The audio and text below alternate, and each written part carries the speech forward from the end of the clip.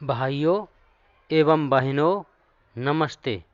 अब मैं आपको पंच महायज्ञ के विषय में बताता हूँ, क्योंकि वेदों में और ऋषियों द्वारा बताया गया कर्म मनुष्य के लिए जरूरी है। पंच महायज्ञ तो पंच महायज्ञ, पहले तो मैं यज्ञ का अर्थ बताता हूँ। जितना मैंने समझा है, यज्ञ का अर्थ कर्म है, शुभ कर्म है। और तो पंच महायज्ञों में पहला आता है ब्रह्म यज्ञ।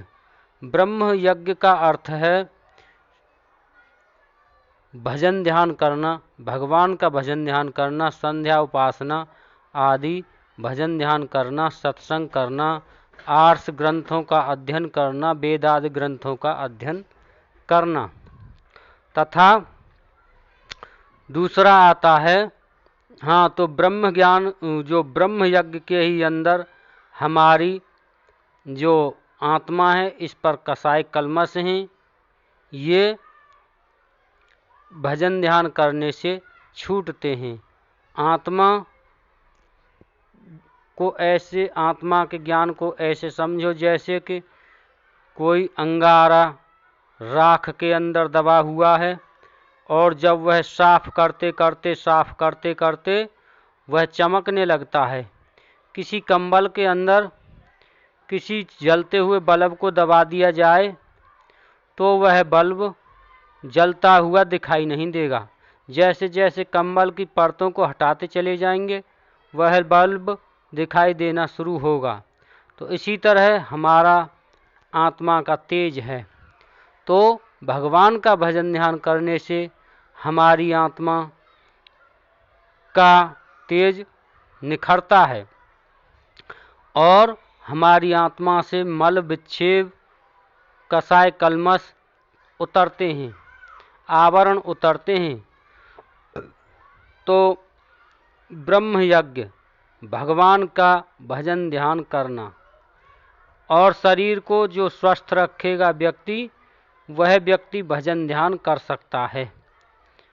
मन स्वस्थ रहना चाहिए। शरीर स्वस्थ रहेगा तो मन स्वस्थ रहेगा, और मन स्वस्थ रहेगा तो भगवान का भजन ध्यान करने में मन लगेगा। और युवा अवस्था में ही व्यक्ति भगवान का भजन ध्यान कर सकता है। बुढ़ापे में कोई भजन ध्यान नहीं कर पाता है। तो आसन सिद्ध करना चाहिए। 3 घंटे 36 मिनट का समय होता है, और उसमें वे ध्यान में प्रवेश करें।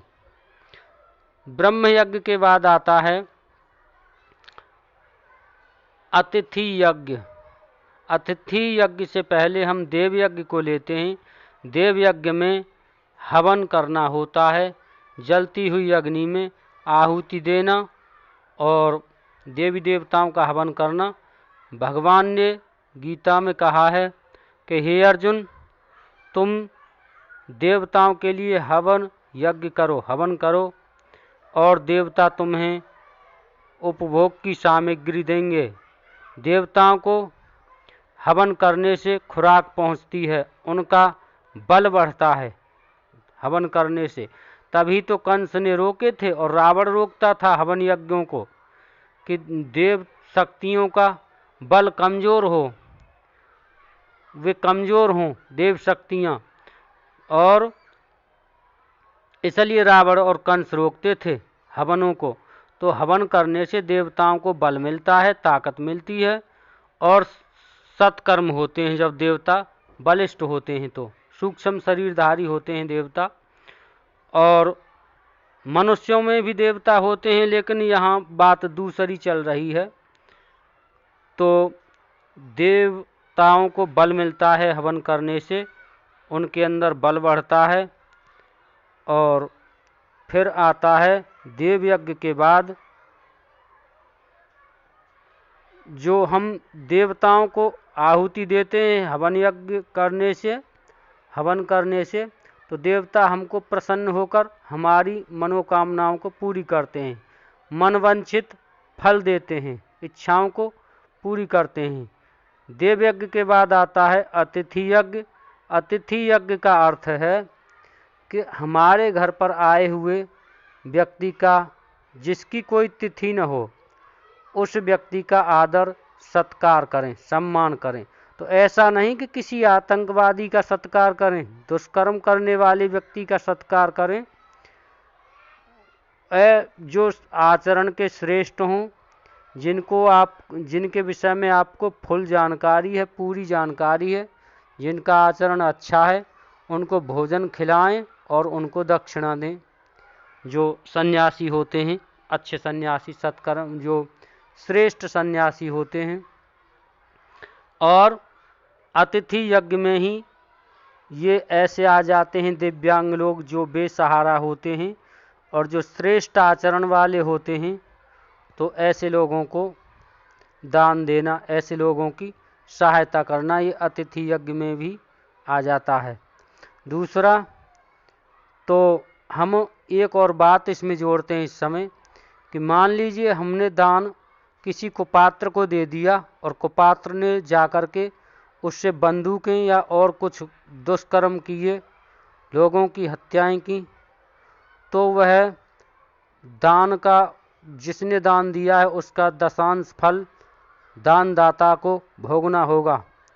दशांश फल ऐसा सदग्रंथों का आदेश है, वेदों का आदेश है, ऐसा सुनते हैं। तो दान किसी सुपात्र को देना चाहिए, और अगर सुपात्र को दान देंगे और सुपात्र व्यक्ति उस पर धन को लेकर के शुभ कर्म में खर्च करेगा, तो जिस कर्म में खर्च होगा शुभ कर्म में, उसका दशांश फल दानदाता को मिलेगा। तो आपको बस यही बताया जाता है, समझाया जाता है कि दान सुपात्रों को देना चाहिए। दूसरी बात यह है कि जो अब इसके बाद आता है पितर यज्ञ। पितर यज्ञ का अर्थ है जो अपने जीवित माता पिता हैं, बुजुर्ग हैं, और आपके आस पड़ोस में, जो परिवार में आस पड़ोस में दिव्यांग लोग हैं, जो असहाय हैं, बेसहारा लोग हैं, ऐसे लोगों की सहायता करना, बुजुर्गों की सेवा करना, बड़े बूढ़ों की सेवा करना, उनसे सलाह लेना और उनकी बात पर विचार करना, सलाह पर, यह पितर यज्ञ के अंतर्गत आता है।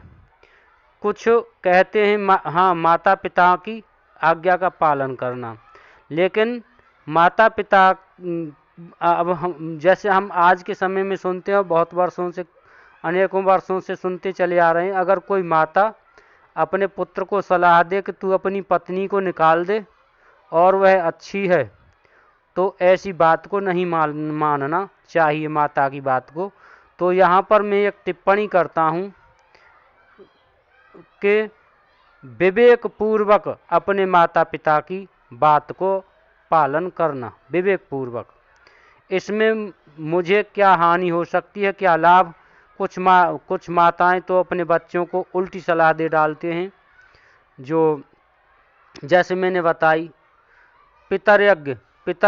अब क्या होता है कि जो माता पिताओं का जो आशीर्वाद हमें मिलेगा, जो सच्ची आत्मा से माता पिता आशीर्वाद देते हैं, उस आशीर्वाद से हमें पुण्य मिलता है और वरदान के समान होता है माता पिता का दिया हुआ आशीर्वाद। दूसरे, हम पर माता पिताओं का ऋण भी है, क्योंकि हमें छोटे से बड़ा करते हैं, पढ़ाते लिखाते हैं, पालन पोषण करते हैं, और वे हमसे यही उम्मीद रखते हैं बूढ़े और कमज़ोर होने पर कि यह हमारी सेवा करेगा। तो हम माता पिता के ऋण से ओऋण हों, माता पिता के ऋण से ओऋण हों, बुजुर्गों की सेवा करनी चाहिए। बुजुर्गों की सेवा करने से हमें आशीर्वाद प्राप्त होते हैं, सच्चे अंतःकरण से आशीर्वाद प्राप्त होता है। अगर कोई माता पिता अपने पुत्र को बुरे दुखी अंतःकरण से बद्दुआ दे, बद्दुआ अर्थात उसके लिए बुरा बोले, दुखी अंतःकरण से परेशान होकर के, तो वह पुत्र को भोगना पड़ता है। यह देखी हुई बात है, लेकिन यहाँ कोई वर्णन करने की आवश्यकता नहीं है। इतना ही मानना चाहिए कि माता पिताओं को भगवान की मूर्ति मानना चाहिए और भगवान की तरह उनकी सेवा करना चाहिए, माता पिता का सम्मान करना चाहिए। पितर यज्ञ, और पितर यज्ञ के बाद आता है बलवैश्य यज्ञ। तो बलवैश्य यज्ञ के अंदर जो गायत्री मंत्र है इसको बोल करके आप जो भोजन बनाते हैं उसमें से एक टुकड़ा तोड़ो और उसे घी में चिपर लो, घी लगा लो और मीठा मिला लो और उसके 5 हिस्से कर लो, मलीदा बना करके 5 हिस्से करके 5 आहुति दे दो। या तो 5 मंत्र होते हैं जैसे ओम प्राणाय स्वाहा, ओम समानाय स्वाहा, ओम अपानाय स्वाहा, ओम उदानाय स्वाहा, इस तरह से ओम व्यानाय स्वाहा, इस तरह से 5 होते हैं। ओम प्राणाय स्वाहा, ओम अपानाय स्वाहा, ओम उदानाय स्वाहा, ओम व्यानाय स्वाहा, इस तरह से 5 आहुति होती हैं। और ओम प्राणाय स्वाहा, ओम अपानाय स्वाहा, ओम समानाय स्वाहा, ओम व्यानाय स्वाहा, ओम उदानाय स्वाहा, ये 5 आहुति हैं। या फिर कोई भी व्यक्ति गायत्री मंत्र को बोल करके स्वाहा सहित 5 आहुति जलते हुए चूल्हे में डाल सकता है। जिनके पास जो चूल्हा नहीं होता है लकड़ियों वाला, तो वो गैस पर ही जला सकती हैं और 5 आहुति दे सकती हैं। 5 आहुति परमात्मा के नाम पर दे सकती हैं, जैसे गायत्री मंत्र बोल करके, जैसे कि ओम भूर्भुवः स्वः तत्सवितुर्वरेण्यं भर्गो देवस्य धीमहि धियो यो नः प्रचोदयात् स्वाहा इदं गायत्र्यै इदं नमः। या यह कह सकते हैं कि यह भगवान का है, यह मेरा नहीं है। इस तरह से 5 आहुति। ओम अपानाय स्वाहा, ओम प्राणाय स्वाहा, ओम अपानाय स्वाहा, ओम समानाय स्वाहा, ओम उदानाय स्वाहा, ओम व्यानाय स्वाहा, इस तरह से 5 आहुति दे सकते हैं। तो जो भी उस प्रसाद को खाएगा वह उसके अंदर अच्छे संस्कार पैदा होंगे, वह खाने वाले लोग संस्कारवान बनेंगे। दूसरे में आपको यह प्रेरणा देता हूँ कि आप भोजन बनाते समय आपके विचार और भावनाएं उस समय शुद्ध होनी चाहिए। तो उसमें आप कोई अच्छा भजन संगीत चला सकती हो या चला सकते हो, जिससे आपके विचार भावनाएं पवित्र हों, उस समय अच्छे होने चाहिए।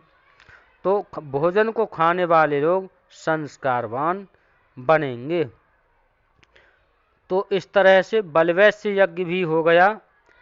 और जो गीता में कहा है, शायद गीता में तो नहीं कहा, डोंगरे जी महाराज ने एक रामायण लिखी है, उसका नाम है डोंगरे जी महाराज की लिखी हुई रामायण है। उसमें बताया है एकादशी के व्रत में कि जो मेरा नाम लेकर के भोजन को नहीं खाता है वह पाप को खाता है। शायद यह बात गीता में भी कही है। तो एकादशी के व्रत का अर्थ है कि अपनी इंद्रियों को बस में करना, 10 इंद्री तथा 11वां मन, इसको नियंत्रण करना।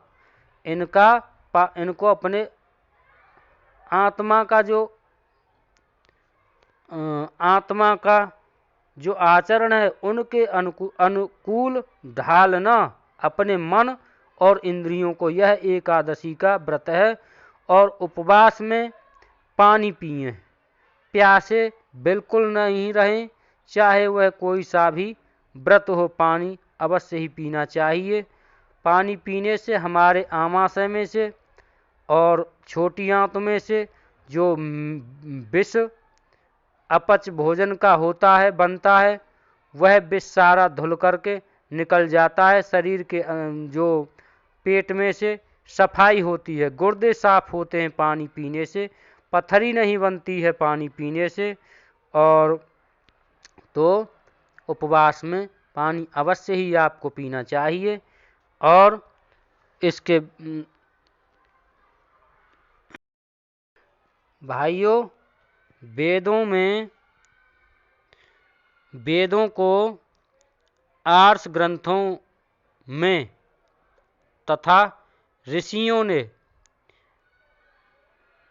सृष्टि का संविधान बताया है, जो कि भगवान के द्वारा ऋषियों के अंतःकरण में उतरा था वह ज्ञान वेदों का।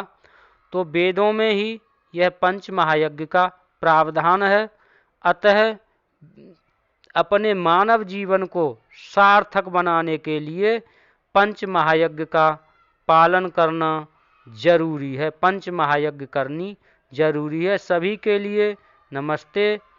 और मैं आपका इधर उधर की बातें करके समय बर्बाद नहीं करना चाहता हूँ, केवल आपके सामने केवल काम की ही बातें बोलता हूँ।